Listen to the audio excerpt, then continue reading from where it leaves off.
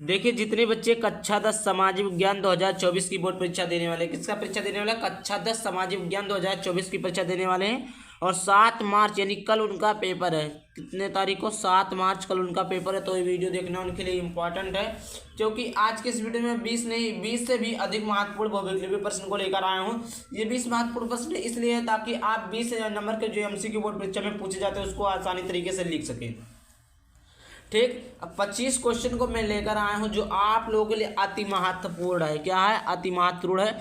अगर आप लोग इस वीडियो को देख लेते हो तो इसका मतलब आपका MCQ में मेरे भाई 100% गारंटी एक भी नंबर नहीं कटेगा। अगर एक भी नंबर कट गया तो नाम बदल दूंगा, एक भी नंबर नहीं कटेगा। हाँ, इसे एक सेट में नहीं, लेकिन कहीं कहीं तो पूछा जाएगा। लेकिन क्वेश्चन ये जो मैं बता रहा हूँ पूछा जाएगा। 100% यही प्रश्न आएंगे, ये 100% गारंटी है, क्योंकि रिपीटेड क्वेश्चन ये है। ठीक, अब देखिए यहाँ पर शुरुआत होती है पहले क्वेश्चन से। तो पहला क्वेश्चन है कि फ्रांस की क्रांति कब हुई थी। फ्रांस की क्रांति कब हुई थी। तो पहला 1688 ईस्वी में, दूसरा 1939 ईस्वी में, तीसरा 1939, 1789 या 1914। तो आप लोगों को पता होगा कब हुई थी, 1789 ईस्वी में हुई थी। और हाँ, आप लोगों को कितने क्वेश्चन का आंसर मालूम है आप लोग उसका आंसर कमेंट बॉक्स में बता दीजिएगा। ठीक, अगला प्रश्न आपका आता है दूसरा कि राष्ट्रवाद का प्रारंभ सर्वप्रथम किस देश से हुआ। राष्ट्रवाद का प्रारंभ किस देश से हुई थी। तो इंग्लैंड से हुई थी, कि फ्रांस से हुई थी, कि रूस से हुई थी, कि अमेरिका से हुई थी। तो ये कहाँ से हुई थी, फ्रांस से हुई थी। अगला प्रश्न आपका है कि ऑटोमन बिस्मार्क का संबंध किस देश से था।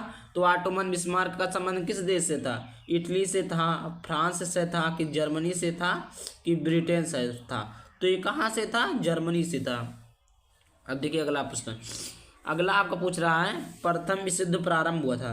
तो देखिए प्रथम विश्व युद्ध का प्रारंभ हुआ था 1910 में, कि 1947 में, कि 1914 में, कि 1922 में। तो इसका जो सही ऑप्शन हो जाएगा 1914 ईस्वी में। देखिए प्रारंभ 1914 ईस्वी में हुआ था, 1918 ईस्वी तक चला था, 1918 ईस्वी तक क्या हुआ था, चला था। ठीक, अब देखिए अगला प्रश्न आपका आता है कि भारत वापस आने पर महात्मा गांधी जी ने पहला सत्याग्रह कहाँ किया था। जब भारत जी लौटे थे तो सबसे पहले भारत में सत्याग्रह उन्होंने कहाँ किया था, चंपारण में किया था, कि बारदौली में किया था, या बारदौली डबल लिखो था, खेड़ा में किया था। तो मेरे प्यारे बच्चों इसका जो सही ऑप्शन हो जाएगा वो हो जाएगा चंपारण में किया था। कहाँ किया था, महात्मा गांधी जी ने अपना पहला आंदोलन कहाँ किया था, चंपारण में किया था। कहाँ किया था, चंपारण में किया था। देखिए जितने भी इम्पोर्टेंट सभी वेरी वेरी इंपॉर्टेंट है, रट लीजिएगा, एक एक क्वेश्चन रट लीजिएगा। 2024 बोर्ड परीक्षा के लिए वेरी वेरी इंपॉर्टेंट है। ठीक है, आगे आता है असहयोग आंदोलन का मुख्य कारण क्या था। तो असहयोग ऐसे समझ लिए, सहयोग मतलब हम किसी का सहयोग कर रहे हैं। असहयोग मीन्स क्या होता है, किसी का सहयोग ना करना। तो असहयोग आंदोलन का मुख्य कारण क्या था। पहला है रालेट एक्ट था, दूसरा था प्रथम विश्व युद्ध था, तीसरा आपका खिलाफत आंदोलन था, और चौथा आपका चोरी चोरा की घटना थी। तो देखिए असहयोग आंदोलन का मुख्य कारण क्या था, रालेट एक्ट था। क्या था, रालेट एक्ट था। अगला प्रश्न 7वां नंबर का है कि जलियांवाला बाग हत्याकांड किस वर्ष हुई था। मतलब जलियांवाला बाग जो हत्याकांड हुआ था किस वर्ष हुआ था। तो उस वर्ष 1918, वर्ष 1919, वर्ष 1920 और वर्ष 1921। तो ये कब हुआ था, वर्ष 1919 ईस्वी में जलियांवाला बाग के हत्याकांड हुए थे। कब हुई थी, 1919 ईस्वी में। अब देखिए आगे बढ़ते हैं 8वां नंबर की प्रश्न की ओर पढ़ते हैं। अब यहाँ पर देखिए 8वां प्रश्न है कि हिंद स्वराज पुस्तक के लेखक हैं। हिंद स्वराज जो पुस्तक थे उसके लेखक कौन है। सरदार पटेल जी हैं, बाल गंगाधर तिलक जी हैं, महात्मा गांधी जी है, सुभाष चंद्र बोस जी है। तो मेरे प्यारे बच्चों इसका जो सही ऑप्शन हो जाएगा महात्मा गांधी जी है। कौन है, महात्मा गांधी जी है। अगला प्रश्न आपका 9वां कि सबने अवज्ञा आंदोलन कब चलाया गया था। सबने अवज्ञा आंदोलन कब चलाया गया था। तो ये कब चलाया गया था, 1930 ईस्वी में, कि 1914 ईस्वी में, या 1928 ईस्वी में, या 1922 ईस्वी में। तो मेरे प्यारे बच्चों जो सबने अवज्ञा आंदोलन चलाया गया था वो चलाया गया। तो पहला ऑप्शन आपका सबने अवज्ञा आंदोलन मतलब 1930 में, 1914, 1928, 1922। तो कब चलाया गया था, 1922 ईस्वी में। अगला प्रश्न आपका 10वां कि कारला किस फसल से संबंधित है। जो कारला किस फसल से संबंधित है। तो पहला गेहूं, दूसरा दाल, तीसरा मक्का, चौथा आलू। तो ये किस फसल से संबंधित है, मक्का फसल से संबंधित है। आप लोगों को कितने क्वेश्चन का आंसर मालूम था, आप लोग कमेंट में उसका आंसर बताइएगा। अगला प्रश्न दूसरा कि रीडर पेस्ट क्या है। रीडर पेस्ट जो बीमारी आई थी, बीमारी आप लोग वैसे मैंने बता दिया इसका आंसर क्या है, एक व्यक्ति है कि एक बीमार, एक स्मारक है या एक जगह है, एक बीमारी, तो इसका ऑप्शन नंबर डी सही हो जाएगा। क्या है, एक बीमारी है। 12 नंबर का प्रश्न है कि भारत में केंद्र शासित प्रदेशों की संख्या कितनी है। तो भारत में केंद्र शासित प्रदेशों की संख्या कितनी है, 6 है कि 7 है कि 9 है कि 8 है, तो इसका ऑप्शन नंबर दूसरा सही हो जाएगा, 8 है। कितना है, 8 है। अगला प्रश्न आपका 13 नंबर का प्रश्न, निम्नलिखित में से कौन सा आजीवीय संसाधन है। अब पहला चट्टान, दूसरा पशु, तीसरा पौधे, चौथा मछलियाँ। तो देखिए आजीवीय संसाधन में होता है जिसमें जान नहीं पाई जाती, तो पौधे में पाई जाती है, मछलियों में पाई जाती है, पशुओं में पाई जाती है, लेकिन कहाँ नहीं पाई जाती, चट्टान में नहीं पाई जाती। ऑप्शन नंबर पहला सही है। आई होप समझ में आ रहा होगा। 14 नंबर का प्रश्न है कि हीराकुंड परियोजना किस नदी पर निर्मित है, मतलब किस नदी पर है। तो देखिए पहला है रिहंद, दूसरा महानदी, तीसरा बिहार, चौथा दामोदर, तो इसका ऑप्शन नंबर कौन सा सही है, तीसरा, महानदी पर। अब 15 नंबर का प्रश्न मेरे प्यारे बच्चों, 15 नंबर का प्रश्न क्या पूछा है कि बेल्जियम में कितने % आबादी फ्रेंच भाषा का प्रयोग करते हैं। देखिए वहाँ पर 3 भाषाएं बोली जाती थी, तो इसमें पूछा गया बेल्जियम में कितने % आबादी फ्रेंच भाषा का प्रयोग करते हैं, 20%, 80% या 40 या 70, तो इसका ऑप्शन नंबर दूसरा सही है। कितने प्रतिशत बोलते थे, प्रतिशत, 80%, कितने, 80%, इसका ऑप्शन नंबर कौन सा सही है, दूसरा सही है। अब आइए अगले क्वेश्चन की तरफ बढ़ते हैं।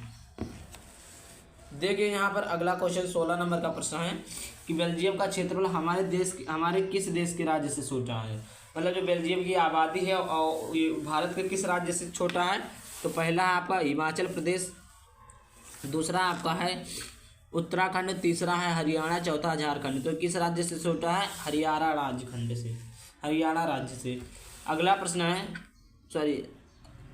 हरियाणा राज्य से। 17 नंबर का प्रश्न है कि बेल्जियम की राजधानी का नाम क्या है।